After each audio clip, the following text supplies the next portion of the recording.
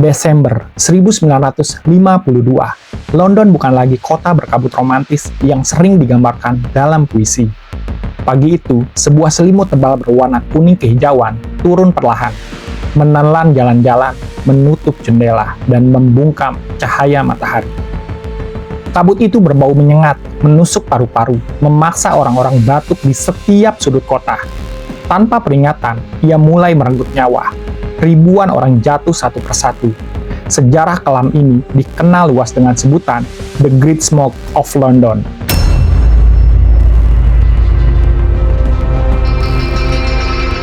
Inggris pasca Perang Dunia Kedua masih porak-poranda. Kota-kota penuh reruntuhan, musim dingin mencengkeram, dan rakyat miskin bertahan hidup di rumah susun sempit atau barak darurat.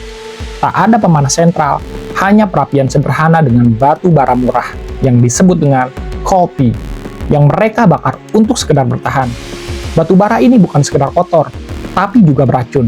Kandungan sulfur dioksidanya begitu tinggi, sehingga setiap nyala api yang ditiup angin musim dingin menjadi racun tak kasat mata. Orang-orang dicekik oleh asap, sementara batu bara terbaik justru diekspor ke luar negeri, dikorbankan demi membayar hutang perang.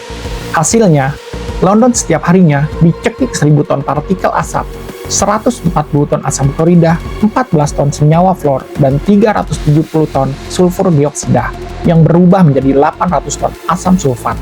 Itu bukan sekedar kabut, itu adalah cairan beracun yang melayang di udara. Masuk ke paru-paru, meresap ke darah, dan perlahan membunuh. Lebih ironis lagi, teknologi yang seharusnya menyelamatkan justru memperburuk keadaan.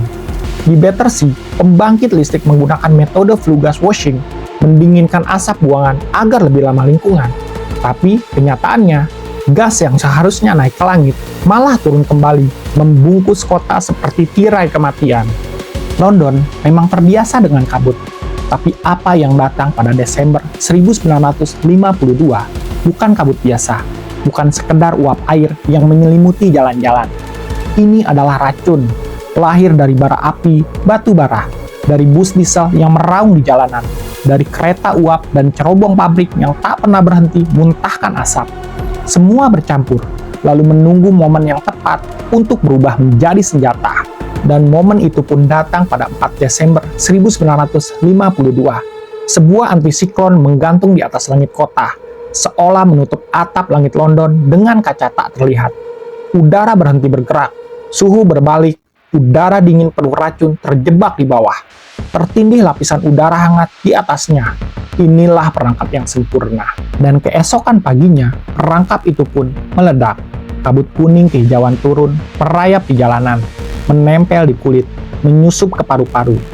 Orang-orang menyebutnya tea super. Kabut kental seperti sup kacang, dan perih saat dihirup. Tidak ada angin untuk meniupnya pergi.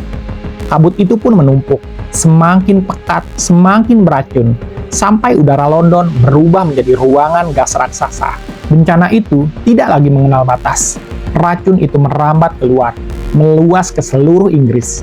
Kata baru pun lahir untuk menamainya, smog, gabungan dari smoke and fog.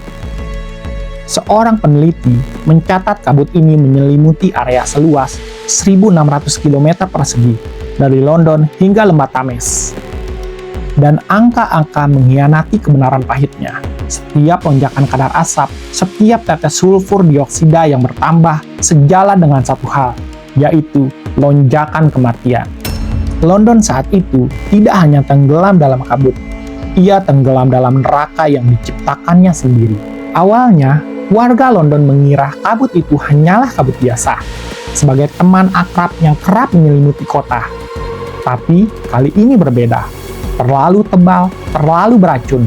Jarak pandang hanya sebatas 30 cm. Orang-orang tidak bisa melihat kakinya sendiri. Kota itu pun lumpuh. Bus berhenti, mobil terhenti. Kereta di permukaan kehilangan arah. Satu-satunya jalur kehidupan yang masih berdenyut hanyalah London Underground. Terowongan di bawah tanah yang saat itu menjadi nadi terakhir transportasi kota. Tapi penderitaan tak berhenti di jalanan. Ambulan tak bisa bergerak. Orang sakit harus berjalan tertatih mencari pertolongan. Bioskop menutup tirai. Konser dibatalkan. Lapangan olahraga sepi. Bahkan di dalam gedung pun kabut menembus masuk. menyalakan teror yang tak bisa dihalau pintu maupun jendela. Dan ketika malam tiba, kegelapan menjadi mutlak. Lampu tak mampu menembus kabut, membiarkan kota jatuh ke dalam sunyi yang mencekam. Lalu korban mulai berjatuhan. Ribuan orang mati mendadak, anak-anak, lansia, dan mereka yang paru-parunya sudah melemah. Pada awalnya, pemerintah menyebut ada 4.000 jiwa melayang, tapi kebenaran terus membungkak. Anggota parlemen Marcus Lipton menyatakan angka itu menipu. Pada Februari 1953, ia mengungkapkan lebih dari 6.000 orang tewas, sementara 25.000 lainnya mengajukan klaim tunjangan sakit. Pejabat mencoba mencari alasan. Mereka menyalahkan flu, tapi data ilmiah menolak kebohongan itu. Wilkins, pejabat polusi yang menyelidiki langsung, menemukan angka lain yang lebih gelap. Tambahan 8.000 kematian tersembunyi. Fakta itu membuat jumlah korban sebenarnya mencapai 12.000 jiwa. Bukan epidemi, bukan penyakit musiman. Semua itu adalah darah yang ditagih oleh kabut beracun. London membayar dengan nyawa rakyatnya. Maut dari The Great Smoke tidak datang dengan peluru atau bom, tapi dengan cara yang lebih sunyi. Racun itu menyerang paru-paru.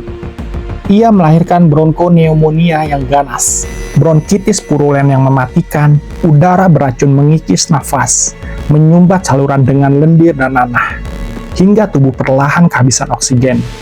Orang-orang tidak mati karena kekerasan, mereka mati karena tidak bisa bernafas di kota mereka sendiri. Yang lebih mengerikan, kabut itu tidak hanya membunuh, tapi juga meninggalkan luka yang panjang.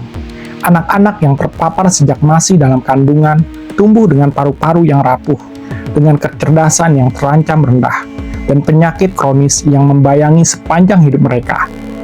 London tidak hanya kehilangan ribuan jiwa, ia juga kehilangan masa depan. Namun dari tragedi inilah, Inggris dipaksa bangkit.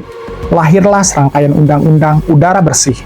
Pemerintah memberi insentif agar rakyat meninggalkan perapian batubara, beralih pada gas dan listrik, memperkenalkan pemanas sentral yang lebih bersih. Untuk pertama kalinya, udara bersih dipandang sebagai hak, bukan sekedar anugerah. Tapi sejarah tak pernah berjalan lurus. Semua itu belum cukup. Pada Desember 1962, London kembali diselimuti kabut beracun. Bukti bahwa regulasi saja tidak bisa menahan maut. Diperlukan lebih dari sekedar undang-undang. Dibutuhkan sistem kesehatan yang kuat, yang mampu melindungi mereka yang paling rentan. Dibutuhkan investasi berkelanjutan dalam layanan publik, edukasi lingkungan, dan kesadaran massal bahwa udara bersih adalah benteng hidup. The Great Smoke meninggalkan pesan yang tak boleh dilupakan. Polusi adalah senjata diam-diam. Ia tidak menyalakan sirine, tidak pula menjatuhkan bom, tapi ia membunuh dengan keheningan yang sama mengerikannya. Dan sejak 1952, dunia belajar satu hal, bahwa melawan polusi bukan hanya soal lingkungan, itu adalah soal kehidupan, tentang siapa yang bisa bernafas esok hari dan siapa yang tidak. Jadi, bagaimanakah pendapat kalian tentang tragedi ini? Jika ada yang mau ditambahkan, silahkan tulis di kolom komentar. Hasta la vista.